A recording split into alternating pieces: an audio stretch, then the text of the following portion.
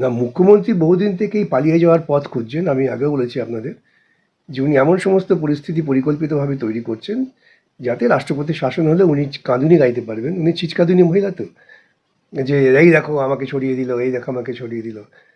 কেন এখন তো উনি একটা নতুন তত্ত্ব খাড়া করেছেন না, পৃথিবীতে কোনো লেখক করেছেন আমি জানি না, উনি নাকি হেলিকপ্টারে চড়তে চড়তে লেখেন। বাহ, আমি তো অবাক হয়ে গেলাম। হেলিতে চড়তে চড়তে 26টা কবিতা তবে লিখেছে এসআইআর নিয়ে। সুতরাং হয়ে গেল। এবার শেলি হয়তো পৃথিবী থেকে হঠাৎ কবর থেকে উঠে আসবে এবার।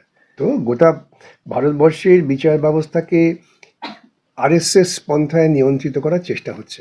এমনকি প্রধান বিচারপতি নিয়োগের ক্ষেত্রেও আরএসএস পন্থী হলে পরে তাদের ক্ষেত্রে প্রশাসন যত দ্রুত করেন, অন্যদের ক্ষেত্রে তত দ্রুত করেন না। আর এ রাজ্যে যেমন বিচারপতি নিয়োগের ক্ষেত্রে এখানে পশ্চিমবঙ্গের বার থেকে কোনো নিয়োগ হচ্ছে না।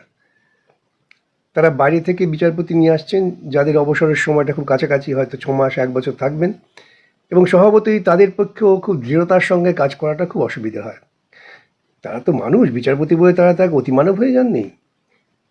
এবং যারা আছেন, কাজ করছেন, করতে চান, তাদের বিরুদ্ধে তৃণমূল কংগ্রেস পরিকল্পিতভাবে সাংগঠনিকভাবে আক্রমণ করছেন।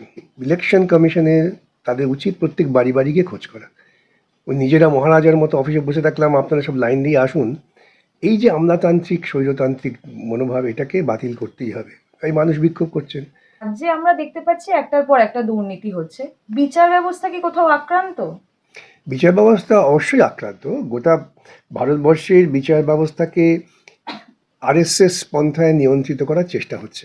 আপনারা দেখেছেন যে ভিন রাজ্যে যখনই কোনো বিচারপতি আরএসএস সংক্রান্ত কোনো বিষয় বা তাদের কর্মীদের বিরুদ্ধে কঠোর আদেশ করছেন, তাকে ট্রান্সফার করে দেওয়া হচ্ছে। আমরাও দেখেছি এমনকি প্রধান বিচারপতি নিয়োগের ক্ষেত্রেও আরএসএস পন্থী হলে পরে তাদের ক্ষেত্রে প্রশাসন যত দ্রুত করেন, অন্যদের ক্ষেত্রে তত দ্রুত করেন না। যেমন ধরুন দীপঙ্কর দত্ত, তার কলেজিয়ামে যখন হয় তার 8 মাস তার নিয়োগটা আটকে রাখা হয়, মাঝখান থেকে অন্য একজনকে তুলে নিয়ে আসা হয় যাতে ভবিষ্যতে প্রধান বিচারপতি পদটা সেই ভদ্রলোক পান, দীপঙ্কর না পান। এইভাবেই কিন্তু আরএসএস নিয়ন্ত্রণ করার চেষ্টা করছে। আর এ রাজ্যে যেমন বিচারপতি নিয়োগের ক্ষেত্রে এখানে পশ্চিমবঙ্গের বার থেকে কোনো নিয়োগ হচ্ছে না। তারা বাইরে থেকে বিচারপতি নিয়ে আসছেন যাদের অবসরের সময়টা খুব কাছাকাছি, হয়তো 6 মাস 1 বছর থাকবেন, এবং স্বভাবতই তাদের পক্ষেও খুব দৃঢ়তার সঙ্গে কাজ করাটা খুব অসুবিধা হয়। তারা তো মানুষ, বিচারপতি বলে তারা তাকে অতিমানব হয়ে যাননি।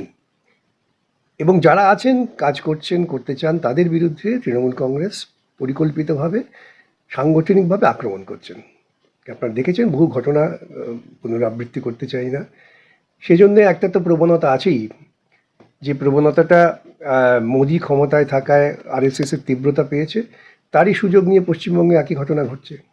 সেই জায়গায় দাঁড়িয়ে আমরা যেমনটা দেখতে পাচ্ছি যে এসআইআর নিয়ে যেটা চলছে, লজিক্যাল ডিসক্রিপেন্সি, যে তালিকাটা, এবং 7 নম্বর ফর্ম, যেটা নিয়ে আমরা কালকেও দেখতে পেলাম যে কুমারগঞ্জে একজন কেন্দ্রে গিয়ে বিএলএ কে চড় মেরে দিয়ে এসছে।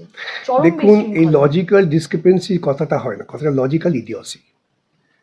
যেটা ইলেকশন কমিশন করছেন সেটাকে আমি বলি লজিক্যাল ইডিওসি। যেগুলো ওরা ডিসক্রিপেন্সি বলছেন, সাধারণ বোধ বুদ্ধি সম্পন্ন মানুষ হলে এটাকে ডিসক্রিপেন্সি মনে করতেন না। হ্যারাসমেন্ট হচ্ছে লোকের। আমি বহুবার বলেছি ইতিপূর্বে যে ইলেকশন কমিশনের তাদের উচিত প্রত্যেক বাড়ি বাড়ি গিয়ে খোঁজ করা।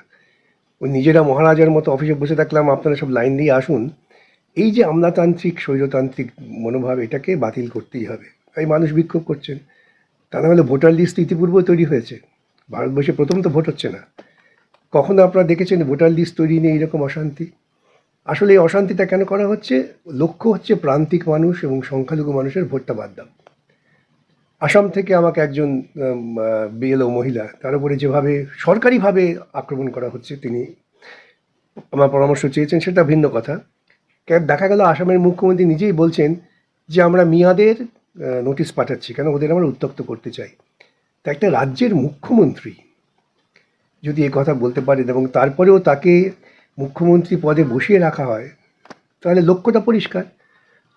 আরএসএস এটাই পরিকল্পনা করেছেন যে নির্বাচন কমিশনকে কাজে লাগিয়ে আমরা প্রান্তিক মানুষ, যারা খেটে খায় মাঠে ময়দানে, তারা হিন্দু মুসলমান বোঝে না, তারা বোঝে আমার সহযোগী, তাদের মধ্যে একটা বিভাজন তৈরি করো, আর একেবারে ফ্যাসিবাদী কায়দায় একটা নির্দিষ্ট ধর্মীয় সম্প্রদায়কে আক্রমণের লক্ষ্যবস্তু করো।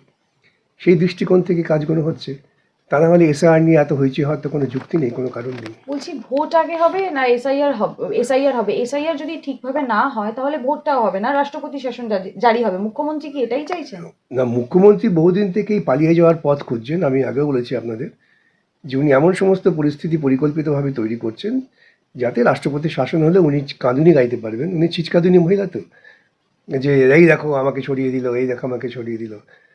কেন এখন তো উনি একটা নতুন তত্ত্ব খাড়া করেছেন না, পৃথিবীতে কোনো লেখক করেছেন আমি জানি না, উনি নাকি হেলিকপ্টারে চড়তে চড়তে লেখেন। বাহ, আমি তো অবাক হয়ে গেলাম। হেলিতে চড়তে চড়তে 26টা কবিতা তবে- লিখেছে এসআইআর নিয়ে। সুতরাং হয়ে গেল। এবার শেলি হয়তো পৃথিবী থেকে হঠাৎ কবর থেকে উঠে আসবে এবার। সুতরাং এই সমস্ত আহ, অবিবেচক মস্তিষ্ক অস্থিরতার যে লক্ষণ দেখা যাচ্ছে, এর পেছনে একটা অন্য কোনো কারণ থাকতেই পারে।